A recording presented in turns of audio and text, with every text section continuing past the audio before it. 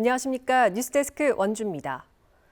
원주시가 중부 내륙 거점 도시 성장을 목표로 한 2040 도시 기본 계획을 확정했습니다. 계획 인구는 43만 8천 명으로 당초 50만 명에서 하향 조정했습니다. 윤하은 기자가 보도합니다. 15년 후 원주가 어떤 도시가 됐으면 좋겠는지 물었습니다. 좀 더 큰 도시로 발전했으면 좋겠다. 지하철이 좀 생겼으면 좋겠고 다른 지역 가기에도 조금 편하게 지금도 좋긴 한데 더 좋아졌으면 좋겠어요. 원주가 꽤 좋은 곳이라고 생각을 하는데 발전도 많이 되고 개발도 많이 되고 서울처럼 이렇게 번화가처럼 변했으면 좋겠어요. 원주라는 도시의 미래 발전 방향과 청사진이 담긴 2040년 원주 도시 기본 계획이 공개됐습니다. 2014년 작성된 2030 원주 도시 기본 계획 수립 이후 11년 만입니다. 도시 미래상은 시민 참여단의 의견을 모아 건강과 웃음이 넘치는 젊음의 미래도시 원주로 잡았습니다. 도심과 혁신도시, 남원주 역세권을 포함한 1도심, 문막과 서원주 역세권, 기업도시 중심의 1부도심, 7개 면을 생활 거점으로 하고 외곽 순환도로로 연결하는 중심지 순환형으로 공간 구조가 짜여집니다. 문막, 불온, 흥업, 지정을 하나의 첨단 융합 산업벨트로 설정하고 반도체와 첨단 의료 등 신성장 동력 산업을 육성하는 원주시의 주요 중심 성장축으로 설정한 게 주목할 만합니다. 2040년 원주의 계획 인구는 43만 8천 명으로 36만 2천 명인 지금보다 7만 6천 명 늘어날 전망입니다. 기존 계획엔 인구 50만 도시가 목표였지만 인구 자연 감소가 가속화되는 현실을 반영하라는 국토교통부 지침으로 하향 조정됐습니다. 혁신도시와 기업도시가 완성되고 인구 유입 동력이 되는 새로운 개발 계획이 없다는 점도 반영된 것으로 보입니다. 탄소 중립도시 정책은 정부와 강원도의 온실가스 감축 목표에 맞춰 배출량이 정점이었던 2019년 166만 톤 대비 67%가 줄어든 2040년 53만 톤 수준으로 줄일 계획입니다. 이번 2040 원주 도시기본계획 수립 승인으로 원주시의 중부 내륙 거점 도시로 성장할 수 있는 중요한 기틀이 마련될 것으로 기대하고 있습니다. 2040 원주 도시기본계획은 다음 달까지 원주시청 도시계획과에서 열람할 수 있으며 원주시는 이번 계획을 토대로 도시관리 계획도 재정비할 계획입니다. MBC 뉴스 윤하은입니다. 5월의 끝자락, 본격적인 여름 무더위가 시작됐는데요. 올 여름도 평년보다 더울 거라는 전망이 나왔습니다. 강원도의 여름 기온이 높아지는 추세는 기상 관측 이래로 계속되고 있습니다. 유주성 기자입니다. 이번 여름이 역대급 더위를 보였던 작년만큼은 아니지만 역시 평년보다는 더 더울 거라는 전망이 나왔습니다. 기상청은 6월부터 8월까지 기온이 평년보다 높을 것으로 내다보면서 자체 예측 모델에서 그 확률이 63%에서 79%로 분석됐다고 밝혔습니다. 기온이 평년보다 높아지는 주요 요인으로는 해수면 온도 상승 등이 꼽혔습니다. 봄철 동안 우리나라 여름철 기온에 영향을 주는 북인도양과 열대 서태평양의 해수면 온도가 평년보다 높게 유지되고 있고 해마다 더 더운 여름이 온다는 관측이 쏟아지고 있는데 이런 추세는 강원도에서도 계속돼 왔습니다. 기상 관측이 시작된 1973년 이래로 강원도의 여름 기온 추세선은 꾸준한 우상향을 보이고 있습니다. 최근 10년간 강원 영서 지역의 여름철 평균 기온은 평년보다 1도, 영동은 1.1도 올랐습니다. 같은 기간 최고 기온이 33도를 넘는 폭염일수도 영서는 8.21에서 13.31로, 영동도 6.11에서 9.21로 증가했습니다. 밤 기온이 25도 밑으로 떨어지지 않는 열대야도 꾸준히 증가해 영서는 2.11에서 4.91로, 영동은 5.51에서 9.91로 2배 가까이 많아졌습니다. 올여름도 평년을 웃도는 더위가 예보되면서 폭염과 열대야는 더 잦아질 가능성이 높아졌습니다. MBC 뉴스 유주성입니다. 춘천에 추진 중인 강원도 행정복합타운이 시작부터 제동이 걸렸습니다. 춘천시가 행정복합타운 지구 지정 계획을 보완하라고 요구했는데요. 8천억 원이 넘는 사업비에 아파트 과잉 공급이 예상되면서 해결 과제가 적지 않습니다. 이송미 기자가 보도합니다. 춘천 고은리 행정복합타운 부지입니다. 축구장 140개를 합친 크기입니다. 강원도는 이곳에 2031년까지 행정기관과 상업건물, 아파트까지 들어서는 신도심 조성을 계획하고 있습니다. 춘천시가 우려하는 건 대규모 인구 유입으로 인한 역효과입니다. 행정복합타운 부지에는 4,700세대 규모의 아파트도 들어설 예정입니다. 그렇게 되면 원도심의 인구 이동도 불가피합니다. 강원도는 행정복합타운 조성으로 12,000여 명이 유입될 것으로 예상하고 있습니다. 그런데 춘천에 아파트가 추진되는 곳은 이곳 말고도 많습니다.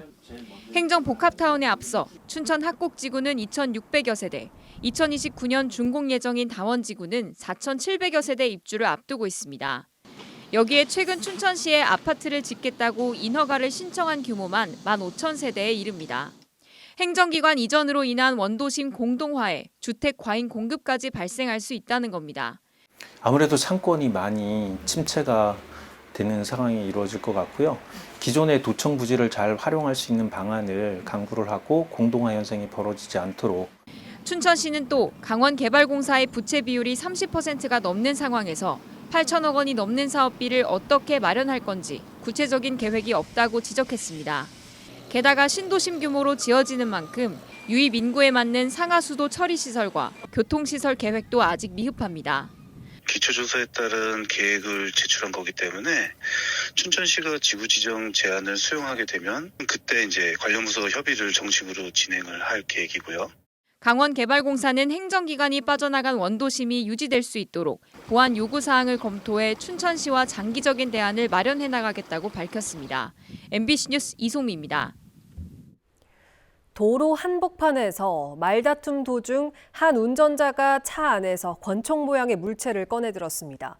알고 보니 실총이 아니고 호신용 분사기였는데요. 위험 용도로 사용된 만큼 경찰은 특수협박죄 적용 여부를 검토하고 있습니다. 나금동 기자가 취재했습니다. 지난 23일 사고 수습을 하러 갔던 20대 견인차 기사. 당시 다른 차와 접촉 사고가 날 뻔해 말다툼이 벌어졌는데 상대 운전자가 차량 수납함에서 권총 모양의 물건을 꺼내는 걸 보고 깜짝 놀랐습니다. 경찰에 신고하려고 하자 운전자는 달아났습니다. 권총집 테두리에 총알이 5발 정도가 꽂혀 있었고 다리도 떨리고 이제 막 멍해지면서 뭐 경찰차도 아닌데 이 사람이 총을 왜 들고 있지? 경찰 조사 결과 이 장비는 가스가 충전된 호신용 가스 분사기였고 상대 운전자는 2017년 허가를 받은 것으로 확인됐습니다. 해당 사건은 바로 이 도로에서 발생했습니다. 도심 한복판에서 권총처럼 보이는 장비가 등장한 이번 사건. 호신용이라 해도 위험용으로 쓰일 수 있어 논란이 일고 있습니다. 실제 총과 유사한 디자인의 총알 모양의 압축 가스탄까지 장착된 제품이기 때문입니다. 인터넷을 검색하면 권총 모양 호신용 스프레이들이 나옵니다. 대부분 허가를 받을 필요는 없지만 이번에 논란이 된 제품은 허가가 필요한 가스 분사기였습니다. 총포화약법에 따라 허가 이후 소지가 가능하지만 공포심을 유발하거나 위협에 사용되면 특수협박죄로 처벌될 수 있습니다. 실제 지난해 전남 담양에서는 병원 직원에게 호신용 가스 분사기를 겨눈 남성이 특수협박죄, 총포화약법 위반 혐의로 징역 6개월에 집행유예 2년형을 선고받았습니다. 외관상의 형태 자체로도 어떠한 위협이 될 수가 있기 때문에 그것을 공격적으로 사용하면 특수협박죄에 죄책을 질 수가 있고요. 이것을 단순히 내가 구두로 협박을 하지 않더라도 꺼내는 것 자체가 타인에게는 위협이. 강원경찰청이 허가한 호신용 분사기는 모두 1,021정. 경찰은 상대 운전자를 붙잡아 분사기를 압수하고 소지 허가 취소를 진행하는 한편 특수협박 혐의 적용을 검토하고 있습니다. MBC 뉴스 나금동입니다. 제21대 대통령 선거의 원주시 선거인 수가 30만 9,930명으로 확정됐습니다. 인구수 대비 선거인 비율은 85.57%로 지난해 치러진 제21대 국회의원 선거 선거인 수 30만 7,745명보다 2,185명 늘었습니다.